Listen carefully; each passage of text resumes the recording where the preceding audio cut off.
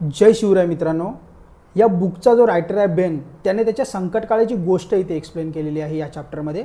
So त्याच्या स्टॉकची जी price आहे ती $0.35 झाली होती आणि जे त्यांना सर्वांना मार्केटमध्ये वाटत होते की ही कंपनी बंद होणार आहे आणि इन्व्हेस्टर आणि कस्टमर सर्वांनी पाठ फिरवली होती. आणि एवन नासडॅकचा जो इंडेक्स आहे त्यांनी सांगितलं होतं की 90 दिवसाच्या आत जर तुमच्या स्टॉकची प्राइस $1 वर नाही गेली तर आम्ही हिला डिलिस्ट करू. तो खूप प्रॉब्लेम्समध्ये होता.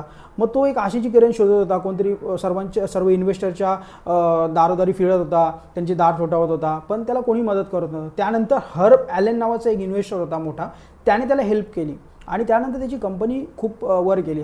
पण त्यानंतर बेनने एक दिवस त्या हर्ब ॲलनकडे गेला आणि त्याला विचारलं की सर्वजण इन्व्हेस्ट करायला तयार नव्हते, तेव्हा तुम्ही माझ्या कंपनीमध्ये इन्व्हेस्टमेंट का केली? तर तेव्हा तो म्हटला की तुझे दिवस वाईट होते, परंतु तुझ्यामध्ये हिंमत होती लढण्याची आणि तुझ्याकडे धैर्य होतं. ह्या दोघा गोष्टींमध्ये मी इन्व्हेस्टमेंट केली, ना की तुझ्या कंपनीमध्ये.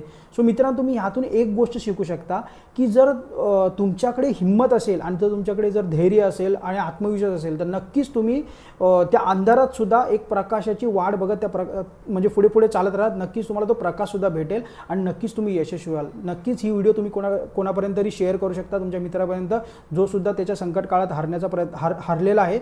तर त्याला तुम्ही सांगू शकता की नक्कीच जर तुम्ही धैर्य, चिकाटी आणि दृढ विश्वास असेल तर नक्कीच तुम्ही यशस्वी व्हाल. माझ्या डेली कन्सिस्टन्सी अपडेटसाठी तुम्ही मला फॉलो करू शकता आणि तुम्ही सुद्धा एखादी चॅलेंज घ्या. 30 डे, 60 डे, 90 डेची कोणतीही challenge, book reading challenge, gym challenge, running challenge आणि लॉंग टर्मला नक्कीच तुमच्या हॅबिट्समध्ये चेंज होईल आणि नक्कीच तुम्ही यशस्वी व्हाल. आणि अजून एक गोष्ट, 5 वाजता उठण्याचा प्रयत्न करा. 60 दिवसासाठी नक्कीच तुमच्या हॅबिट्समध्ये चेंज होईल आणि त्यामुळे सुद्धा तुम्ही यशस्वी व्हाल.